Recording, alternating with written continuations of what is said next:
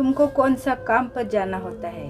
अमला, अरे आज इतनी देर क्यों हो रही है? जल्दी से मेरे ऑफिस जाने के लिए कपड़े निकाल दो।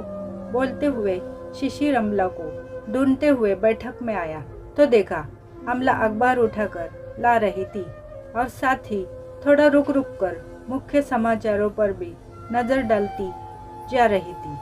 शादी के शुरुआती दिनों में शिशिर अमला को सुबह सुबह अखबार पढ़ते देखकर छेड़ते हुए जरूर कहता, ओहो, तुम और तुम्हारा ये न्यूज़पेपर से प्यार, सारी खबरें पढ़े बिना तुम्हें चैन ही नहीं है। बदले में अमला भी मुस्कुराते हुए जवाब देती, क्या करूं, जब तक खबरें न पढ़ लो मुझे कुछ अधूरा सा लगता है। पर वो तब की बात थी जब दिन सोने के और रातें सुनहरी सी हुआ करती थी। आज अमला के हाथ में अखबार देखकर और उसे यूं हेडलाइन पढ़ते हुए धीरे धीरे आता हुआ देखकर शिशिर को गुस्सा आ गया। वैसे ही उसे ऑफिस के लिए देर हो रही थी, सो वह थोड़ी तेज आवाज में झुंझला कर बोला, ओफो अमला, तुम भी ना, तुम्हें जरा भी समय का अंदाजा है? अभी मुझे ऑफिस जाना है, देर हो रही है, चलो मेरे कपड़े निकाल दो। तुम तो दिन भर में कभी भी पढ़ लेना अखबार, तुम्हें कौन सा ऑफिस जाना होता है? दिन भर घर में ही तो रहती हो। तुम्हें कौन सा काम पर जाना होता है? दिन भर घर में ही तो रहती हो। यह ऐसा जुमला था जो अमला के कान में अब बहुत चुभने लगा था। सुबह जब उसने उठने में जरा सी देर हो जाती तो उधर से सास आवाज लगाते हुए किंचित हुड़कते हुए यही तो कहती थी कि अब उठ भी जाओ, दोपहर में अपनी बाकी नींद पूरी करना। तुम्हें कौन सा काम पर जाना होता है? बच्चे भी गाहे बगाए कभी बोलकर तो कभी अपने हाव भाव से यह दर्शा ही देते कि मम्मी आप नहीं समझोगी, आप तो घर पर ही रहती हो। अब सबके ऐसा बोलने पर अमला को एहसास हो रहा था कि बच्चों और परिवार के बीच अमला खुद को भूल गई थी और आज उसे यह एहसास हो रहा था कि उसने खुद के प्रति कैसा अन्याय किया था। आज शिशिर व बच्चों के जाने के बाद जब अमला नहाकर सास और ससुर के लिए नाश्ता लेकर गई तो ससुर जी ने भी कह ही दिया, बहू आज तुम्हें देर हो गई, इतनी सुबह सुबह तो उठती हो, जल्दी से हमारा नाश्ता बना दिया करो, फिर तो तुम सारा दिन घर में ही रहती हो, अपने बाकी काम तो तुम बाद में भी कर सकती हो। अमला समझ गई कि उनका इशारा किस तरफ था। दरअसल अमला को सुबह सुबह जल्दी नहाने की आदत है।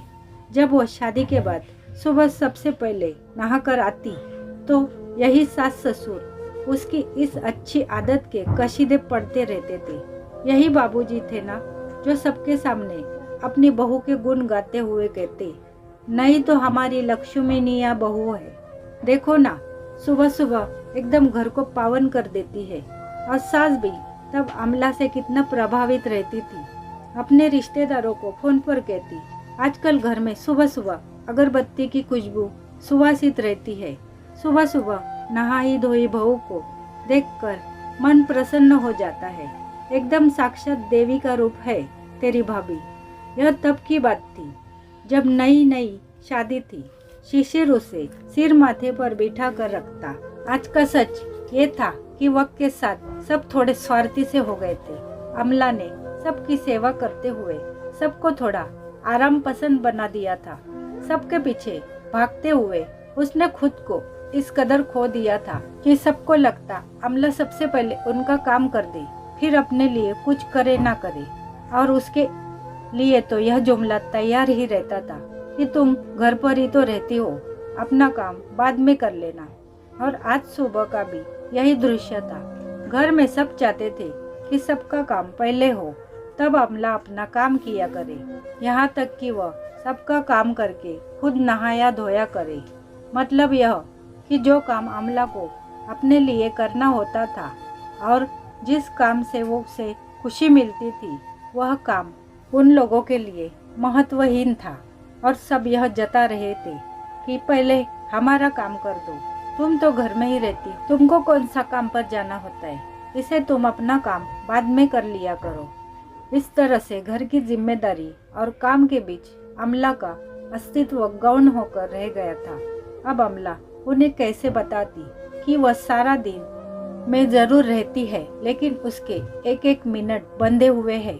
अगर वह शिशिर व बच्चों के जाने के बाद तुरंत ना नहाए तो फिर मेहरी आ जाएगी और फिर आज के कपड़े रह जाएंगे जो बाद में अमला को खुद धोने पड़ेंगे। इन दिनों अमला के कमर में दर्द रहने लगा था, इसलिए उसे कपड़े धोने में थोड़ी परेशानी होने लगी थी। रोज रोज वॉशिंग मशीन लगाओ तो सास का सुनाना शुरू हो जाता कि 4 कपड़ों के लिए भी मशीन चालू कर देती है। सो इस चिकचिक से बचने के लिए अमला ने काम वाली बाई को ही कुछ पैसे और बढ़वा कर कपड़े धोने को भी रख लिया था। उसके पैसे बढ़ाते वक्त अमला ने जब कहा था कि उसे रोज के कपड़े धोने पड़ेंगे तो काम वाली बाई लक्ष्मी ने भी कहा था कि वॉशिंग मशीन है तो आप मुझसे कपड़े क्यों धुलवाओगी।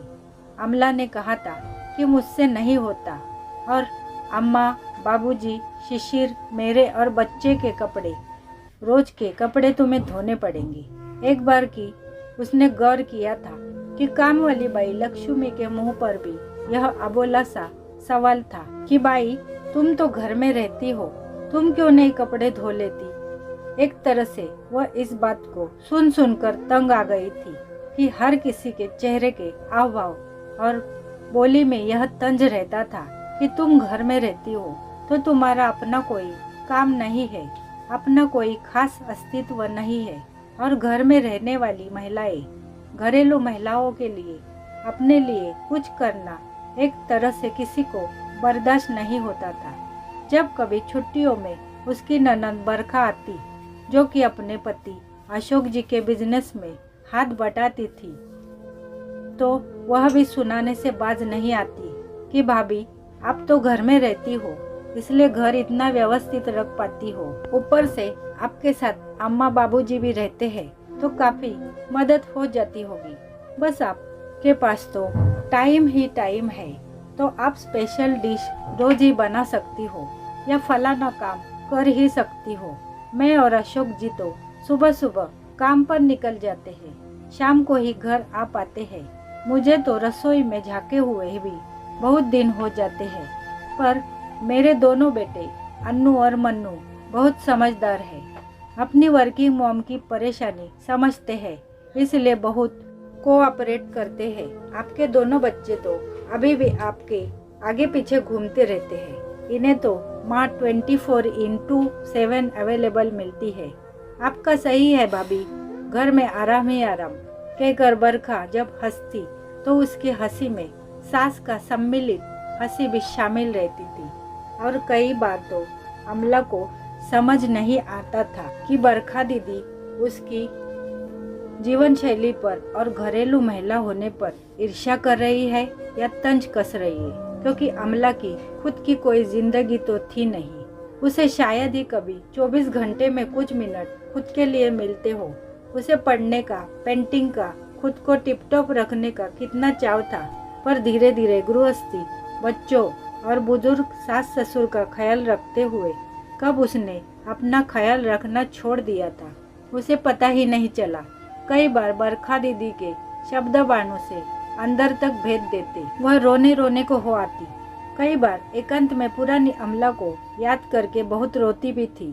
फिर सास ससुर, बच्चे या पति की आवाज पर चकरागिनी की तरह इस काम से उस काम के बीच आंसू भी सूख जाते और एक गृहिणी की जिम्मेदारी निभाते निभाते एक स्त्री कहीं खो जाती। इस बार तो बरखा दीदी ने उसके मर्म को चोट पहुंचा दिया। अब के गर्मियों की छुट्टी में जब बरखा दीदी आई तो अमला के सफेद होते बालों की तरफ इशारा करते हुए बोल पड़ी, ये क्या भाभी, आपके बाल तो सफेद होने भी शुरू हो गए, आप तो अभी से बुढ़ा गई, लगता है आप अपना ध्यान बिल्कुल नहीं रखती। मुझे देखो, मैं आपकी हम उम्र हूँ पर आपसे कितनी छोटी दिखती हूँ। आप थोड़ा खुद पर ध्यान दिया करो, कहीं भैया किसी और तितली पर ना मंडराने लगे। मैं तो अपने रूप के जाल में अशोक जी को बांध कर रखती हूँ, कहकर जब बरखा इतराई तो अमला अंदर तक कुड़ गई थी, पर कुछ बोल नहीं पाई। भला ननन को कुछ बोल भी कैसे सकती थी। इस कहानी का दूसरा पार्ट जल्द ही आने वाला है। कहानी पसंद आए तो लाइक और शेयर करना बिल्कुल ना भूलें। चैनल पर नए हो तो चैनल को सब्सक्राइब करना बिल्कुल ना भूलें। कहानी सुनने के लिए धन्यवाद।